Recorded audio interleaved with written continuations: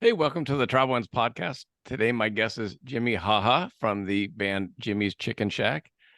I had the pleasure of seeing Jimmy and his band perform just a couple of weeks ago, I guess, out here in Yeah. California. I'm going to start this episode with I always get asked, how do you find your guests? And now I know the secret. I just have to eavesdrop in on other people's lunch meals. Exactly. It's You easy to snip get it out. guests.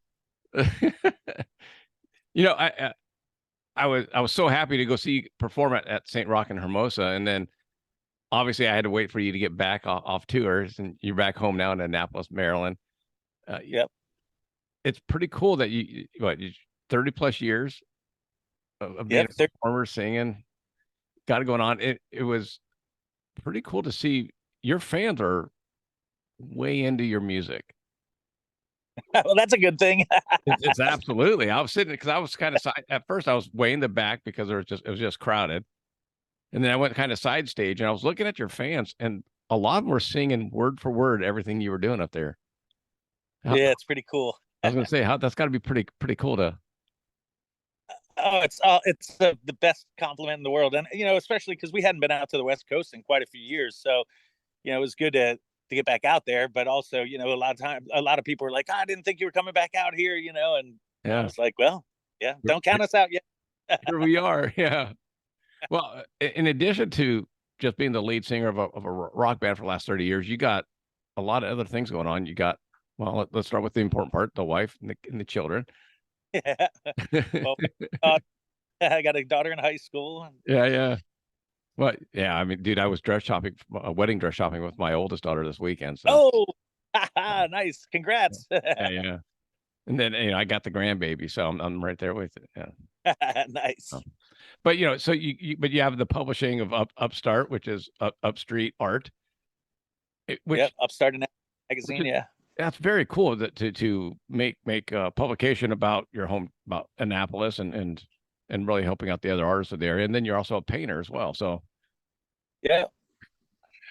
Yeah. And I mean, with the magazine, I've always promoted our town. I've always loved the music and the art that's come from Annapolis. And, whenever we would travel around, I always kind of tout our area. And some of my favorite music and art has come from this area. And, it was just an extension of something I was already doing, which was already promoting. Like in our videos, I would always yeah, reference Annapolis. And, so it was just an extension of that. It's like shining a spotlight, typically, especially in little towns and stuff. Annapolis is known for sailing, for the Naval Academy, for the oldest liberal arts college in the country, St. John's, and but the art and music scene gets kind of overlooked. And I was, once in a while there'd be a blurb in a newspaper or something, but I was like, this we deserve a full on magazine. So it's a quarterly, nice coffee table book, really good high quality paper, and it's like the texture to the cover. So yeah. people keep and collect them, and it helps get the word out about people that you wouldn't necessarily find out about. So Well, like I was saying, it's cool that, I mean, how long have you lived in Annapolis? Your whole life? I grew up outside of Annapolis, Yeah. and but Maryland. I moved to Portland for a short time, Portland, Oregon. But yeah, pretty much have lived here my whole life. So It's just cool that you're repping it and helping other artists and getting the whole scene. That's nice. yeah, In yeah, addition to, absolutely. it's always cool saying you're on MTV and doing videos and touring the country and doing this and that, but helping out everyone else along the way is kind of the way to go. Well, yeah, and I mean, this area is like, a lot of places people are like, "Why didn't you move to LA?" And I was like, "It's not my Yeah. thing," in a lot of larger markets, it's always competition, Yeah. Whereas in this area, we really all collaborate together. We all want to lift each other up. So, they say all boats rise with the tide, right? So we Yeah. Yeah. that's kind of the ethos around here. Is we're all there's no competition, and when we see other people doing well, we love it. I mean, at least I know I do, and Yeah. so supporting other bands, other artists, and really the magazine itself is about more about the people and what makes them tick. Would never do like reviews or critiques of any kind of art Yeah. or music, or like this is a person you might have seen playing around town for the past couple decades, and here's their story. So you just inform people about the depths of what makes people creative, and it's kind of like what you do with your with I was, this. yep. That's So exactly right. I get told by others often, oh, you should just talk to musicians, or you should just talk to athletes, or oh, you should just talk to business people. And I'm like, yeah, but I don't want to do that. It's too myopic. It's such a wide range of things, and especially, I mean, it's the travel. It's like, well, who doesn't love travel, and who doesn't like? Nobody has one lane that they stay in. You know what I mean? Yeah. So if you were doing a music blog, oh god, well, that's one thing, but it's you're doing people Yeah. experience in the world. Well, and you just how you're on the road for a few weeks. It was 5 weeks. Yeah, we did 10,000 miles in 5 weeks. So it's like for my day job, I have to travel to Hawaii, and everyone's like, "Oh, you're so lucky," and I'm like, Oh, I'm sorry. "Yeah," but you sit there and you go, when I go by myself, because my wife's usually available when I have to go to Hawaii. It doesn't matter really what season she's available.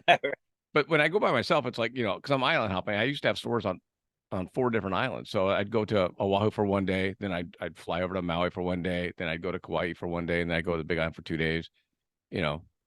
And it still worked. Just like, I mean, you just got Yeah, to it's see not vacation. you got to see the whole country, but at the same time, you're in a van with what, 5 or 6 guys, and Yeah, and I mean, I think probably I do the same thing that you probably do. You get your work done, and that takes up the good part of your day, but you still try to delve into where you are. You try to absolutely. seep into the culture and let it seep into you. And the way we met, food.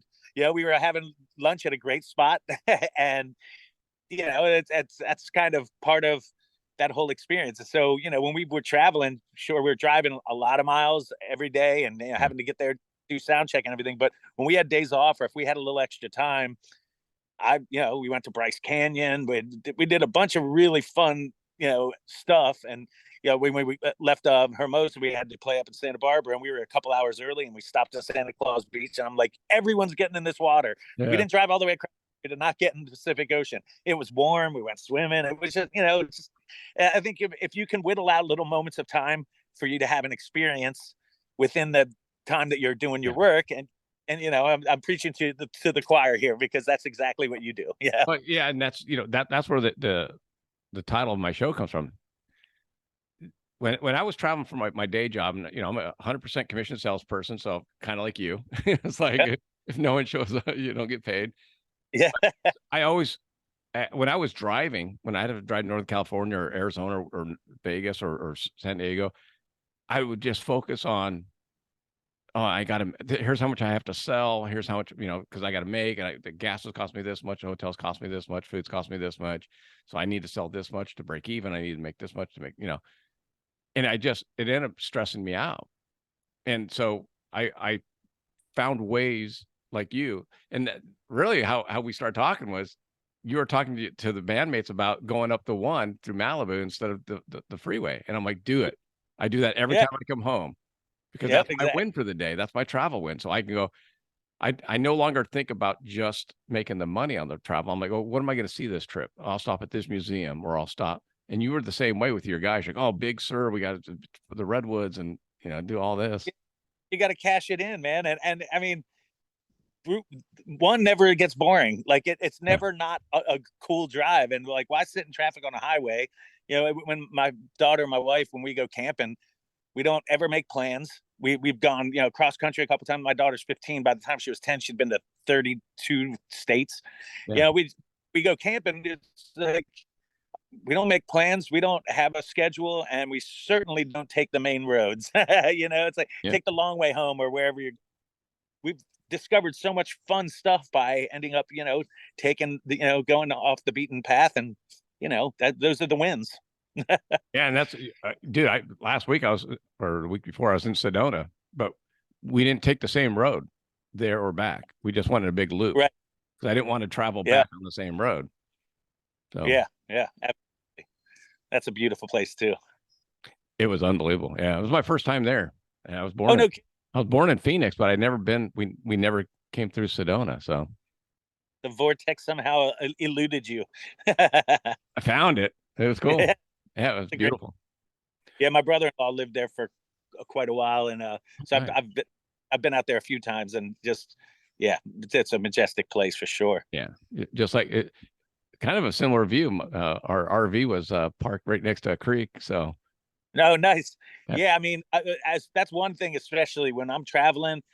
I think growing up, being on the Chesapeake Bay and kind of being always around water, it's like that's my goal. That's the if there's a plan, it's always a plan of being by a pond or a lake or a river or something, because if you can find water wherever you travel, it's always going to be peaceful. There's something, obviously, we're 90 some percent made of water. There's a reason we're drawn to it. There's a reason why civilizations were always, yeah, I think the Native American Indians who lived in this area, whenever I'm here, I just think, yeah, I would have stayed here. So I try to utilize it as much as possible. And like I was telling you before, I'm gonna head out and go kayak fishing when we're done this. So yeah, I try to squeeze out as much as I can whenever I can. Well, I was going to ask you, you've been traveling for decades. How have you balanced the wife and the kids? Yeah, and part of it you just told me, you take a lot of trips with them. So Yeah. Well, it's funny. By the time I turned 40, that's when my daughter was born. I'll be 55 in December. Um, I turned 40, and when my daughter was born, I wanted to not tour. I toured quite a bit by that point, and it was nice to have something that was more important than myself in the world. yeah, yeah, I hear you, brother. I know you relate to that as well, and Sure. I I didn't want to be that absentee dad, and I wanted to make sure I was there for every birthday and every experience because they happen once, and I've seen every road in this country. I've traveled this country so much, so it's like it might not have been the best business decision for the band, but it wasn't. Life isn't about that, and Yeah, again, it's how do we win in this situation? Well, it's you squeeze the most out of it you can, and so the idea was, well, I can play and still exist with this band, but I don't have to tour hard and always be gone. I didn't, a friend of mine, I remember being at his house. He was in a really successful band, and he said he came home from a tour one time, and his daughter ran to his wife and said, "Mommy, some man just walked into our house." And I was like, wow, that would be heart wrenching. yeah, And I just, once I'd had a daughter, I knew I never wanted that to happen. So now she just started high school and we have a new record out. And I was like, I can do this. I can do 5 weeks. It's also a very different time too. yeah. 14 years ago you couldn't FaceTime your daughter. Yeah, exactly right, man. So it's I was on FaceTime. So my older daughter was wedded dress shopping this weekend. My younger daughter, who's married with a kid, lives in Knoxville, Tennessee, outside Knoxville. So I'm FaceTiming. So I'm letting my younger daughter look at the dress and everything. So it was like she could be there as much as possible. yeah, exactly. So and that's kind of where I'm at now. It's like I don't necessarily have a desire or need to really go out and tour constantly, but now I can go run out and do some tours and not be necessarily missed. And I won't necessarily miss things. So, but I think, like anything is always that balance. And I think people, especially in our culture, it's always like work, work, work, work, work, achieve, get, it's everybody's on the get, to get this and get that. And I'm just, my dad passed away when he was 47. I was 24. And at that moment, I knew I was never going to do anything based on financial gain. I was always going to just do what I wanted to do, experience life, travel as much as I possibly could, because that's, the best way to experience life, I think. You know what I Yeah, mean? man. Is going other places, eating different foods, meeting people from different cultures. So, I think that was something that shaped kind of my view of how to, I don't know. I mean, how do you live life? You live it. Yeah, man. You don't. I, with both my kids being out, my job now is a lot easier, you know, Right. but I still miss my oldest daughter's birthday because of the rodeo. It happens in Vegas every year. So I'll have Right. to make up. She turns 30 this year. So, but she won't be home anyway. She's going to Australia. 'Cause Oh, she has poor the her. travel bug too. So No way. How did she get that? yeah, it happens. Yeah. Right. But I'm in the same boat. It's like, you have to be careful. Like, I mean, I had, here's a fun story for you. I had a boss. We were scheduling a sales meeting and it was going to be in Denver, and it was the same day as my daughter's high school graduation. And I emailed him back, I'm like, I can't go. Like, I'm not going to Yeah. sales. I'm not missing my daughter's high school graduation for our sales meeting. It's not happening. Right. And he's like, I can't really tell you what he said, but and it worked out because they ended up, several people were having other conflicts because it's middle of June, you know. But I'm like, Right. they actually expected me to miss my daughter's high school graduation first. Yeah, they're like, where's your priorities? And I'm like, I Yeah. think I just outlined what my priorities are. It was like, yeah, I don't care. You know, I'm not Yeah. missing. I'll Yeah. have many This more meeting is sales meetings in my life, and I'll never have another high school graduation. exactly. And this meeting isn't going to stop me from doing what I've been doing all along, which is, closing. Yeah. Well, Still and it's not the end of the world, you know. yeah, exactly. So, but yeah, I mean, that's always the balance. I mean, that's, and I know as musicians, at least the ones I've talked to, you kind of only make money really from touring and playing live. I mean, there's not as much money in the publishing end of it. Yeah, unfortunately, Unless you want your 0.003 cents per Spotify download. your 8 cents for every spin on the radio stations. Yeah, I mean, I was fortunate enough to kind of see the entire flow of what happened with the music industry over the past couple decades. And I started touring and playing in the '80s with my first band, but it got decimated. Yeah, I really. always say that Jimmy's Chicken Shack basically was on the crest of the wave, and that last wave really of that '90s, early 2000s. And once that wave crashed, we rode it as long as we could, but it turned into whitewater and riptide, I bet it basically. really did. And yeah, and so I think you know those kinds of diversities. Same thing with COVID. I think people like me and like you we're more acclimated to shucking and jiving, Yeah. to adapting to a situation that most people, especially people that have 9 to 5s that are kind of in a certain lane, and they're used to a schedule. We're a different breed, and so those kinds of adversities aren't necessarily adversities. It's just a variable. It's just like, okay, this has changed, and now I've got to adapt and figure out a way to exist within it. So Well, we've I been through think a few of those, we're right? kind of, yeah, we have. And I think we're somehow, because of I guess our approach or our philosophy of life, that it's never as daunting as it can be for a lot of other people. And I am empathetic to how that can affect other people. But for me, it's like, yeah, just another day and then and another new variable. So, Yeah. you know, COVID was a little bit of a shock because when they closed down in California, I don't get paid if yeah, products ship, and they don't ship if there's no open stores. So I was like, yeah, well, what are we going to do now? But, it's true. you get there. I mean, my wife got shut down at the same time. So I was like, Yeah, all right, you got two people with no income. All right, it's great. yeah. I couldn't gigs. I couldn't do my magazine because it's based on sales of ads, and I could paint pictures, but I did every Wednesday I would do a couch concert for an hour. Yeah, I saw some of those. And They were I saw cool. a buddy. Yeah, and it was cool to do that, and you have a little virtual tip jar, and it got me through. But it was also cool because I was at that point, obviously couldn't travel and play somewhere, Yeah. so people were traveling my house, and they were hanging out with me on my couch for an hour, and it was something that not only got me through it, it was always something to look forward to every Wednesday. um but it turned into, it helped me survive through it. And again, it was just part of that. you know you either lay down and give up, or you figure out a way to trudge through. And it's like on any journey or any trip you're doing, there's always, on this last tour we did, we were one show in, and we broke a axle on our trailer. We pulled into a truck stop with sparks, throwing sparks and dragging this trailer in. And within 3 hours, I had figured out a way to get somebody to deliver a trailer with their family. They brought this trailer out with paperwork, and in 3 hours we were on the road again. And some of the guys were like, "What are we gonna do? We're stuck here. We're gonna have to sleep here at this truck stop all night." And it just don't.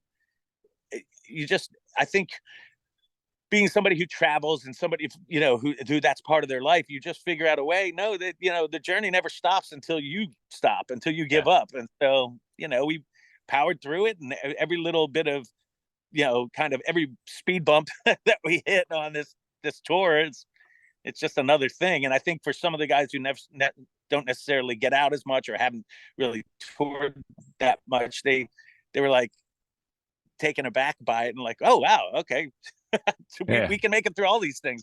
Yeah, you really can. So Well, because you have to. yeah, that's it. I had a flat tire in my RV. I was down San Diego on a Friday night. The first truck that came out to help was too small. So then I had to wait 2.5 hours to get the bigger truck, which cost more because it wasn't covered under my coverage. So that was straight cash Yeah. to get me over to a tire shop. And I spent the night in the parking lot in a tire shop until they opened up the next morning on Saturday. And I'm calling, you know, just stuff happens, bro. Yeah, that's it. You know, I've, we broke down one time in Wyoming on the way to Gillette, Wyoming. I mean, in the middle of nowhere. It was a 30-mile round trip just to get off the off ramp and come back. But yeah, stuff happens, man. Yeah, one of the most memorable times was our tour bus broke down in a snowstorm on Donner Pass. Getting eaten first. Yeah. Who's hungry? Yeah, who's lowest in this group because they're going down first. The younger guys are like, what's he talking about? Yeah, if you don't know Donner Pass, look it up. Yeah. Watch the movie. So here's a question I love, especially with your years of traveling. What's the most influential place you've been to? It's hard to say. You know, I'm one of these people who, when people go, "What's your favorite this or that?" I don't have a No, favorite. not Like, a what's your favorite. favorite gig you? Yeah. I'm like, the last place I played was my favorite gig. But you know, as far as traveling in life, like going over to Europe is just, you know, life changing, I think, and spending time in Spain, especially. I just absolutely love Spain. There you go. Been there a couple times, and just every time I've been, it's just, it's something. You know, it's food is always important, the feature, and I mean the food in Spain is fantastic. But you know, all the travels have been so cool. I mean, if I had to pick like the things that were cool about playing and traveling, like playing Red Rocks was, you know, one of those things like, wow, we're playing Red Rocks, you know, or but at the same time playing CBGBs in the middle of New York City, you know, dive and playing in the afternoon, and just that whole experience. Like I kind of find that no matter where we end up, there's if you approach everything with an open mind and the right attitude, there's always something. Yeah. Even the Right. mundane thing to some people might be, you know, it's like finding a dive that has the best tacos you've ever had in your life. You know what I mean? And they only take cash, and you know. Oh, what's up, Charles? That's my buddy Charles. He's going fishing with me. There you go. So actually, Charles, this is World Traveler over here. So he's actually painted a couple of our album covers, but he travels around and does murals all over. He's done them all over the world. Just fantastic stuff. And Oh, and we fish all the time. but is he a So good fisherman? oh, he is the fisherman. But that's the thing. It's like, even when I'm at home, I feel like I travel in some way or another, even if it's just getting out on the boat and being out on the bay or being out in the creek. It's even those little jaunts are just crucial. Yeah. You know, they make the days or the weeks worth it. And so again, I think it's just that travel spirit is the key thing. It doesn't necessarily matter where you're going. It's it's how you're traveling, how you feel, and then everything is consequential. Everything is somehow inspiring. You know what I mean? Well, I think, and I don't like experiencing them, but the blips along the way kind of what make the journey. And Oh, absolutely. you know, if everything runs smooth, like my trip to Sedona was, the car didn't break down, the RV park was good, no one got sick, the dog was fine. You know what I mean? But so it was Right. a great trip, but when you have the hiccups, it kind of helps make the trip more memorable in some ways. Oh yeah, it definitely marks it for sure. I mean, we'll never forget losing that trailer Yeah, in the middle of Arkansas. that's right. And now I have a brand new trailer to look at. But also, we play Eagle Pass, Texas, which is right at the border, the southernmost tip of Texas, and man, what an experience! And that place we played was a pure dive, and there was hardly anybody there. But it was that getting there, and then the gig itself was so funny that they will never ever. I'm like, none of you guys will ever forget playing this room, That's and right. you'll get Eagle Pass, even though it was the least attended show we had and the least interested crowd we had. You will remember this for the rest of your life. And they're all like, "Yeah, there's no way I can forget that trip." So again, I think it's really just that perspective, and that if you're a traveler, if you're Siddhartha at heart, Yeah, you realize, yeah, I always will find myself back to where I started, but it was that journey that shaped me. It was that wanderlust kind of that really kind of enriched me. right. The win. I was going to ask you. I got a few questions. So I always joke with my daughters. I said, "Look, we did stupid stuff when we were kids, but we didn't have video cameras. Like there are there are some random photos, but pretty much it's all Right. up here, Yep. except for you being on MTV and doing videos and all that. What's your daughter think of the dreadlock days? Uh, she always gets a kick. She always laughs if she sees an old picture, and I don't push that stuff on her. So, she knows of it. It's just, I mean, no matter what, I'm dad. Yeah, absolutely. So no matter how cool dad was, still not very cool. He's still, Yeah, exactly. You, you'll but become you'll become cool in about 15 years. I found that out yeah, exactly. for So you. That's where I'm at. They're like, "Oh, you were kind of cool." I'm like, "Oh, thanks." yeah, it's cool. She's at high school, and there's a girl that boards at the all girls school she goes to, and she just goes to for day school. But she was like, the girl that's boarding right now, her father's a huge fan of yours, and so it was those little things start to Yeah, crop up, and then she's like, oh, you might have been kind of cool, even though you're still, telling me dad jokes every day. I'm like, exactly right. That's exactly right. About the places what's left for you touring wise? Is there any hallmark that you'd like to? I mean, I'm just open to anything. I just like to play. I don't care if it's a small room or a big venue.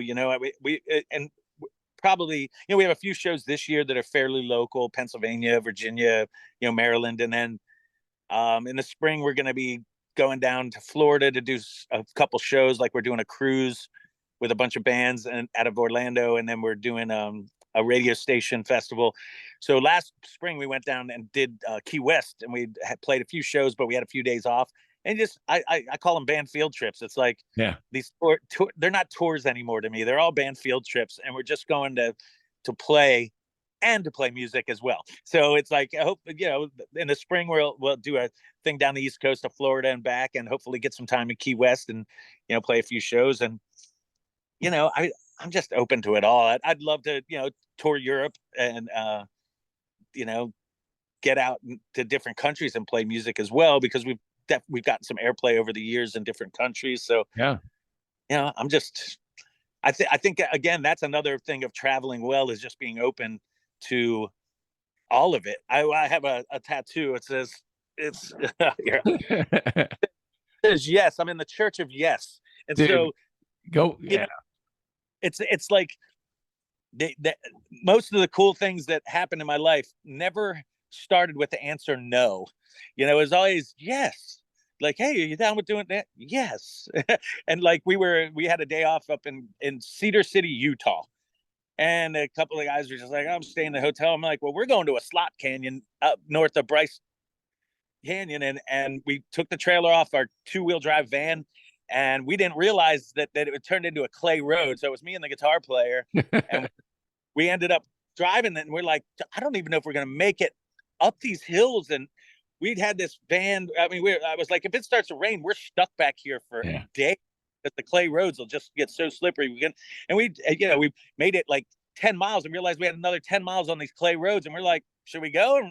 And the answer was yes. And we did. And we got to go to this slot canyon. I've always wanted to go into a slot canyon. We got some cool photos, and we'll always remember that trip because it was so crazy taking our van and thinking, okay, well, we could miss the next week of gigs if we get stuck back here. We finally got back to the regular road and it started raining. So Oh, you perfect. know, we lucked out. And I think, you know, I think if you have the right attitude and the right spirit, you get to see a bunch of stuff and hopefully you get to dodge all the major bullets. Dude, I've been so on the yes category. I I mean, hey, do you want to come see us play tonight? Yes. You did.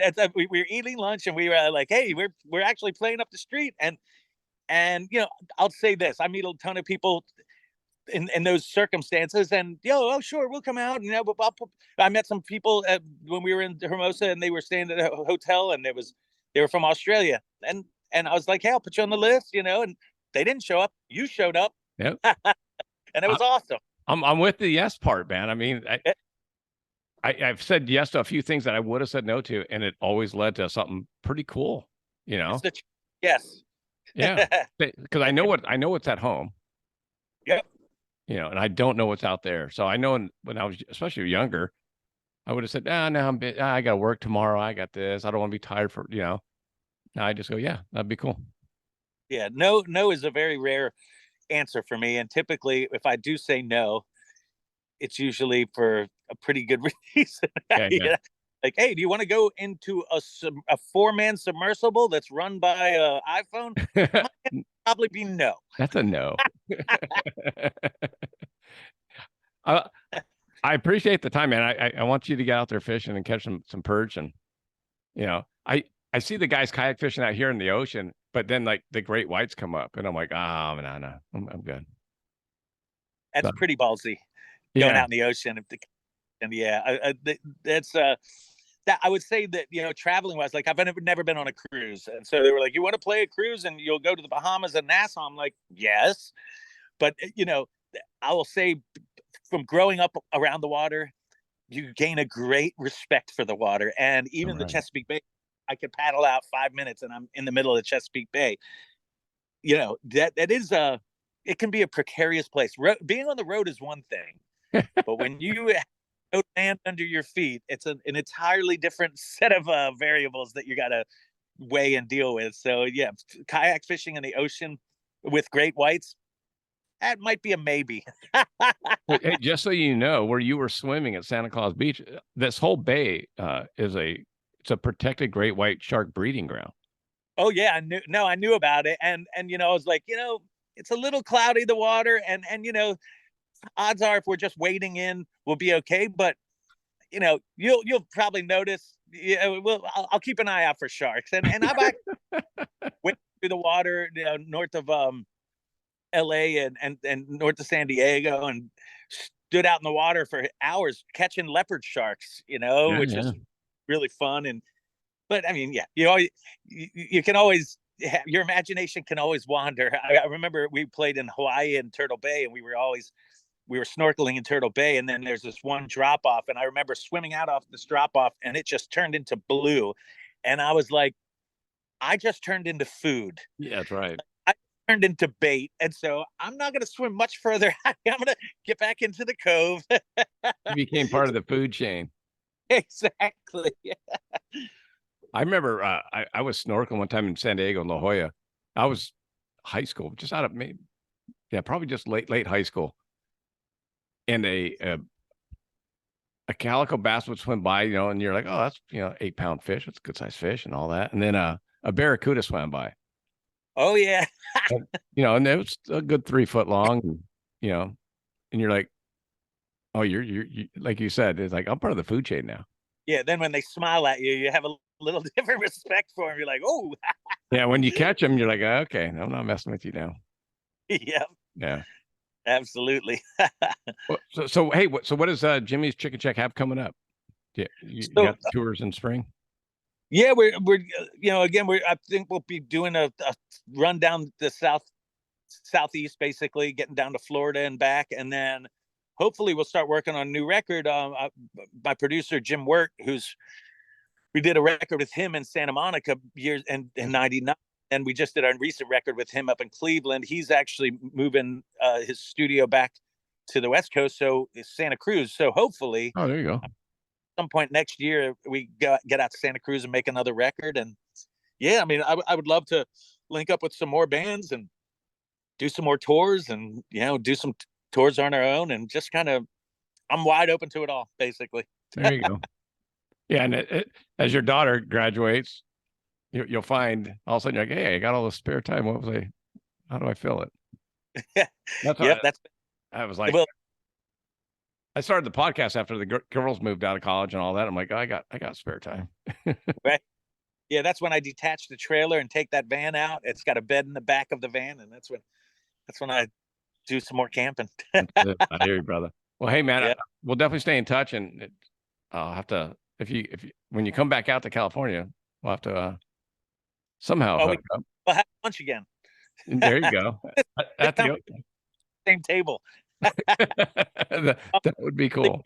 I really appreciate, it was great meeting you, and it was really cool that you came out, and we talked about this, and I kind of invited myself onto your podcast. Oh, Like, man, hey, we travel, and I really appreciate you taking the time and consider me to do this. It really is very cool, so I appreciate that. Likewise, man. I appreciate the time you gave me. Now go catch some fish. Heck yeah. All right, brother. Be good, and have a good New Year's. Yeah, same to you. All right, bud. Thanks. Good. Yep.